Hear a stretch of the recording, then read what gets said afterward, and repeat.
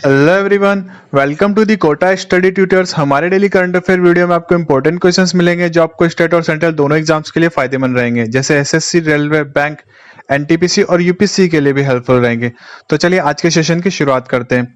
तो आज का हमारा क्विज क्वेश्चन है कि निम्न में से कौन सा दर्रा यानी कि पास श्रीनगर को लेह से जोड़ता है। तो आपको बताना है कि इनमें से कौन सा पास है जो कि श्रीनगर को लेह से जोड़ता है। इसका आंसर आपको कमेंट बॉक्स में देना है। और आज के करंट अफेयर की तरफ चलते हैं। तो हमारा आज के करंट अफेयर का हमारा पहला क्वेश्चन है कि मई 2020 में किया मोटर्स ने अपने आने वाले प्रोजेक्ट के लिए किस राज्य में $54 मिलियन एडिशनल इन्वेस्टमेंट किया है। तो बताइए किया मोटर्स ने इनमें से किस राज्य में $54 मिलियन का एडिशनल इन्वेस्टमेंट किया है। तो ये इन्वेस्टमेंट किया है कौन से राज्य में किया है, तो ये किया है आंध्र प्रदेश में। ओके, तो किया मोटर्स ने अपने आने वाले प्रोजेक्ट के लिए आंध्र प्रदेश में $54 मिलियन के एडिशनल इन्वेस्टमेंट की घोषणा की है। और ये घोषणा किया इंडिया के सीईओ कुचिन शिम ने इंडस्ट्री पर आंध्र प्रदेश में हुए फ्लैगशिप प्रोग्राम जिसका नाम माना पालना मी सूचना थी उसमें की है। और ये इन्वेस्टमेंट राज्य में एसयूवी व्हीकल के मैन्युफैक्चरिंग पर फोकस्ड होगा। अब मैं आपको आंध्रा के कुछ नेशनल पार्क के बारे में बता देता हूँ। तो आंध्रा के कुछ इंपॉर्टेंट नेशनल पार्क है, वो है श्री वेंकटेश्वर नेशनल पार्क, दूसरा है राजीव गांधी नेशनल पार्क और एक है पापीकोंडा नेशनल पार्क। अब मैं थोड़े से आपको आंध्र प्रदेश के डैम के बारे में बता देता हूँ। तो पहला डैम है नागार्जुन सागर डैम जो कि कृष्णा नदी पर बना हुआ है। एक है श्री शैलम डैम जो भी कृष्णा नदी पर बना हुआ है। एक है पोलावरम डैम जो कि गोदावरी नदी पर बना हुआ है। तो ये था हमारा पहला क्वेश्चन। अब हम अगले क्वेश्चन की तरफ चलते हैं। तो हमारा अगला सवाल है कि किस राज्य सरकार ने गांव में नई नौकरी सृजन में तेजी लाने के लिए 300 करोड़ रुपए के वित्तीय पैकेज की घोषणा की है। तो बताइए किस राज्य की सरकार ने गांव में न्यू जॉब जनरेशन के लिए 300 करोड़ रुपए के वित्तीय पैकेज की घोषणा की है। तो ये घोषणा की है तमिलनाडु की सरकार ने। ठीक है, तो तमिलनाडु में राज्य सरकार ने गांव में नई जॉब जनरेशन में तेजी लाने के लिए 300 करोड़ रुपए के पैकेज की घोषणा की है और लगभग 4000 पंचायतों में से लागू किया जाएगा। इस योजना से गांव के नए व्यापारियों को लोन दिया जाएगा और गांव की जो कुछ ऑर्गेनाइजेशन है उनको भी इस योजना के तहत लोन दिया जाएगा। अब मैं आपको थोड़े से तमिलनाडु के जो नेशनल पार्क है उनके बारे में बता देता हूँ। तो तमिलनाडु के नेशनल पार्क में पहला है गुइंडी नेशनल पार्क, दूसरा है gulf of Mannar marine national park, एक है इंदिरा गांधी नेशनल पार्क और एक है मुकुर्ती नेशनल पार्क और एक है मुदुमलाई नेशनल पार्क। तो ये थे नेशनल पार्क के बारे में। अब हम अगले क्वेश्चन की तरफ चलते हैं। तो अब हमारा अगला क्वेश्चन है कि मई 2020 में केंद्र ने किस राज्य में 2020-21 के दौरान जल जीवन मिशन के इम्प्लीमेंटेशन के लिए 445 करोड़ रुपए मंजूर किए हैं। तो बताइए केंद्र सरकार ने किस राज्य के जल जीवन मिशन के लिए 445 करोड़ रुपए मंजूर किए हैं। तो ये मंजूर किए हैं छत्तीसगढ़ राज्य के लिए। ठीक है, तो केंद्र सरकार ने 2020-21 के लिए छत्तीसगढ़ में जल जीवन मिशन के इम्प्लीमेंटेशन के लिए 445 करोड़ रुपए अप्रूव्ड किए हैं। और इस मिशन का उद्देश्य 2024 तक देश के सभी ग्रामीण परिवार रेगुलर और लंबे समय तक अच्छी क्वालिटी का पानी पीने योग्य पानी मिल सके उनको। तो यही इस योजना का उद्देश्य रहेगा। और छत्तीसगढ़ ने 2023 से 24 तक 100% सभी घरों में नल कनेक्शन की योजना भी बनाई है। तो ये था इस क्वेश्चन के बारे में। अब हम अगले सवाल की तरफ चलते हैं।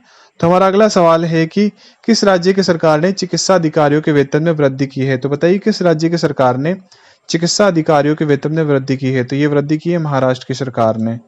ओके, तो महाराष्ट्र सरकार ने चिकित्सा अधिकारियों के वेतन में बढ़ोतरी की है। ये दोनों प्रकार के अधिकारी होंगे जिनके वेतन में बढ़ोतरी हुई है।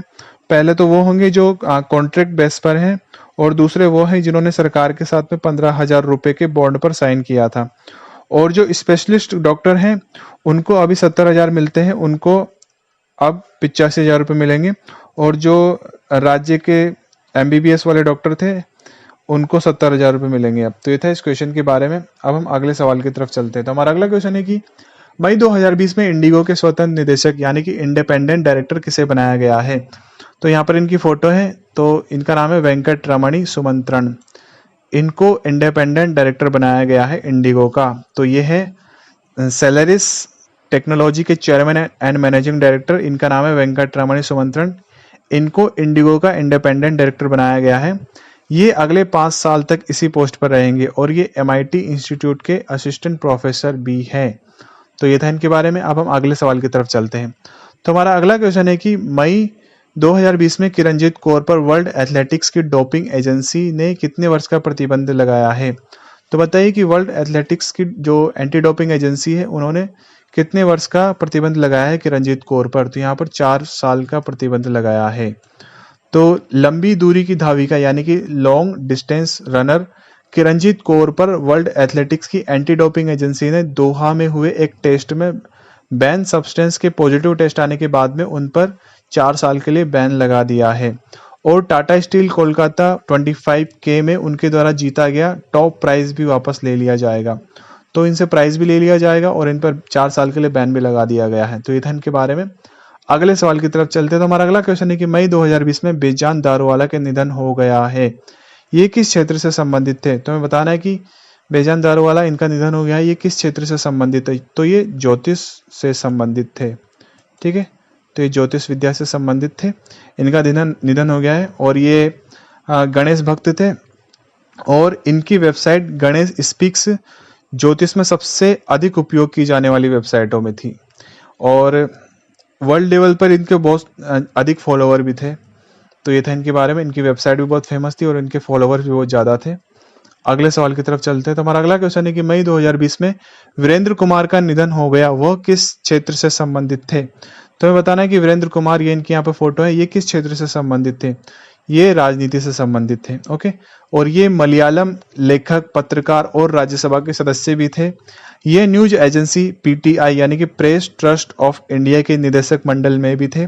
और 2016 में हिमालय पर यात्रा वृत्तांत के लिए इन्हें मूर्ति देवी पुरस्कार भी दिया गया था। ये मलयालम दैनिक मातृभूमि के मैनेजिंग डायरेक्टर भी थे।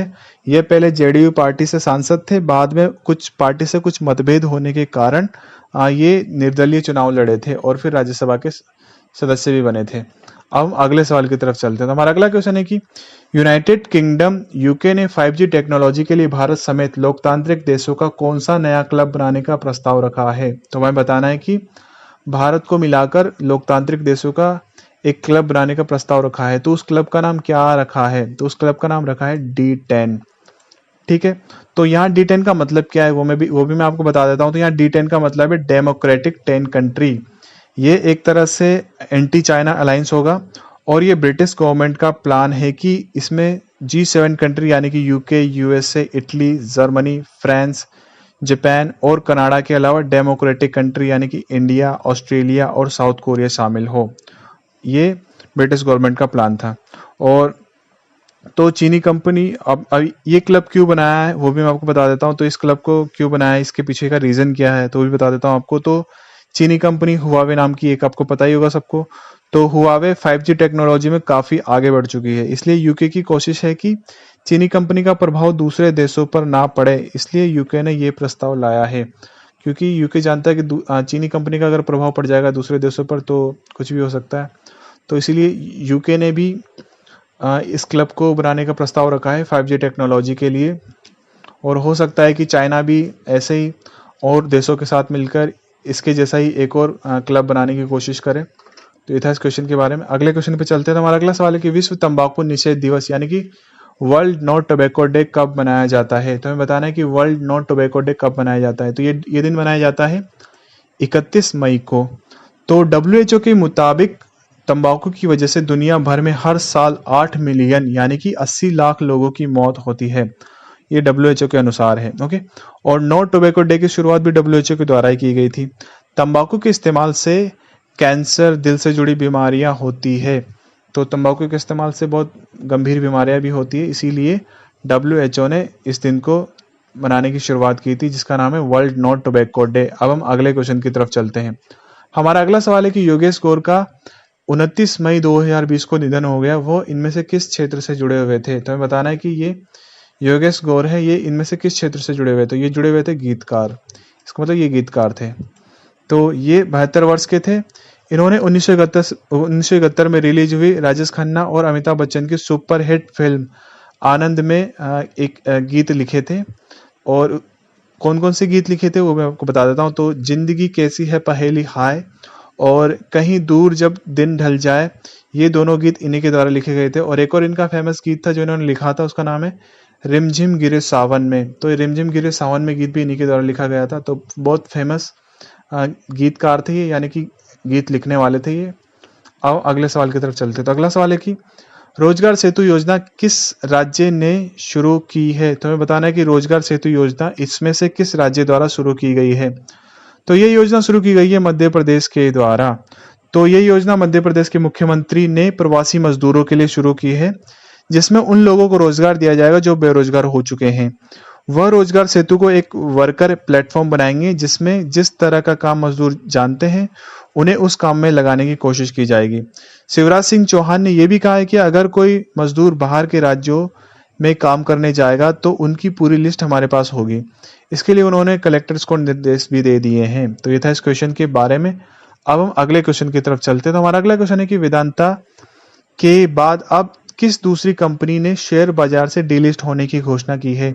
तो बताइए वेदांता के बाद में अब इनमें से कौन सी कंपनी है जिसने अब डीलिस्ट होने की घोषणा की है। तो ये डीलिस्ट होने की घोषणा की अडानी पावर ने। ओके, तो इस महीने में डीलिस्ट होने की घोषणा करने वाली ये दूसरी कंपनी है। दरअसल कोरोना की वजह से शेयर बाजार में काफ़ी उतार चढ़ाव है, शेयर्स की कीमतें आधी रह गई है और वेदांता ने 12 मई को अपने शेयर्स को डीलिस्ट करने का प्रस्ताव रखा था। उसके बाद अभी अडानी ने भी अपनी शेयर्स बाजार से डीलिस्ट होने का प्रस्ताव रख दिया है। तो ये था इनके बारे में। अब हम अगले क्वेश्चन की तरफ चलते हैं। तो पश्चिम बंगाल के सीएम ममता बनर्जी ने अम्फन तूफान से प्रभावित लोगों के लिए कितनी रकम के फंड की घोषणा की है। तो हमें बताना है कि ममता बनर्जी ने अम्फन तूफान से प्रभावित जो लोगों को नुकसान हुआ है तो उसके लिए कितने फंड की घोषणा की है। तो यहाँ पर ममता बनर्जी ने घोषणा की 6,250 करोड़ रुपए की। तो 6,250 करोड़ रुपए आर्थिक सहायता और कुल हुए नुकसान के लिए आवंटित किए गए हैं। इन पैसों को अलग अलग प्रकार से दिया जाएगा, जैसे हाउसिंग बिल्डिंग असिस्टेंट के लिए 2400 करोड़ रुपए, रोड मरम्मत के लिए 100 करोड़ रुपए, किसानों के लिए 300 करोड़ रुपए। इसी तरह सब प्रकार के नुकसान में सहायता की जाएंगी। तो ये था इस क्वेश्चन में के बारे में। अब हम अगले क्वेश्चन की तरफ चलते हैं। तो हमारा अगला सवाल है कि गोवा स्थापना दिवस कब मनाया जाता है। तो हमें बताना है कि गोवा स्थापना दिवस कब मनाया जाता है। तो गोवा स्थापना दिवस मनाया जाता है 30 मई को। कब मनाया जाता है? 30 मई को। तो गोवा को 30 मई 1987 को राज्य का दर्जा प्राप्त हुआ था और भारत की आज़ाद होने के बाद भी गोवा पुर्तगाली शासन के अंडर में था और 19 दिसंबर 1961 को गोवा को पुर्तगालियों से आज़ाद कराया गया था। इस वजह से 19 दिसंबर को गोवा लिबरेशन डे के रूप में मनाया जाता है। गोवा क्षेत्रफल के हिसाब से भारत का सबसे छोटा और जनसंख्या के हिसाब से चौथा सबसे छोटा राज्य है। तो ये था गोवा के बारे में। अब हम चलते हैं अगले सवाल की तरफ। तो हमारा अगला क्वेश्चन है कि भारत में टिड्डियों का बहुत अधिक हमला हुआ है, ये किस महाद्वीप से उड़कर यहाँ पहुंची है। तो हमें बताना है कि टिड्डियों का अभी बहुत कहर चल रहा है भारत में क्या पूरी दुनिया में टिड्डियों का कहर चल रहा है। तो हमें इतना बताना है कि ये किस महाद्वीप से उड़कर भारत में पहुंची है। तो ये अफ्रीका से होकर भारत में पहुंची है। तो पिछले 30 सालों में लोकस यानी कि टिड्डी का ये बहुत बड़ा अटैक है। ये अफ्रीका से शुरू हुआ, फिर यमन और फिर ईरान, फिर पाकिस्तान से होता हुआ भारत में पहुंच चुका है और बहुत सारे टिड्डियों के दल अभी पाकिस्तान में है और वह भी भारत आ रहे हैं। ये लाखों की संख्या में होते हैं और फसलों को नुकसान पहुंचाते हैं। अभी कीटनाशकों का भी इन पर ज़्यादा असर देखने को नहीं मिला है क्योंकि इनका ग्रुप लाखों की संख्या में होता है और ऐसा बताया जा रहा है कि मानसून आने पर इनकी संख्या और ज़्यादा बढ़ जाएंगी और अगर इनकी संख्या बढ़ी तो भारत में फूड की समस्या आ सकती है, यानी कि भारत में खाने की समस्या आ सकती है। तो अगर इनकी संख्या बढ़ गई तो एक और प्रॉब्लम आने वाली है टिड्डियों की वजह से। पहले कोरोना वायरस की प्रॉब्लम चल रही थी और अब टिड्डियों की प्रॉब्लम अलग से आ गई है। अगला सवाल है कि किस राज्य ने प्रवासियों के लिए मुख्यमंत्री स्वरोजगार योजना शुरू की है। तो बताइए किस राज्यों ने प्रवासियों के लिए मुख्यमंत्री स्वरोजगार योजना शुरू की है। तो यह योजना शुरू की गई है उत्तराखंड के द्वारा। तो ये उत्तराखंड के मुख्यमंत्री त्रिवेंद्र सिंह रावत हैं। ये यहाँ पर उत्तराखंड के मुख्यमंत्री है ये त्रिवेंद्र सिंह रावत। इन्होंने ही बाहर से आए प्रवासियों के लिए मुख्यमंत्री स्वरोजगार योजना शुरू की है। तो ये था हमारा आज का वीडियो। अगर आपको वीडियो अच्छा लगा तो वीडियो को लाइक करें, चैनल को सब्सक्राइब करें और अपने दोस्तों में इस वीडियो को शेयर जरूर करें। So take care, bye bye, always be smart. जय हिंद, जय भारत।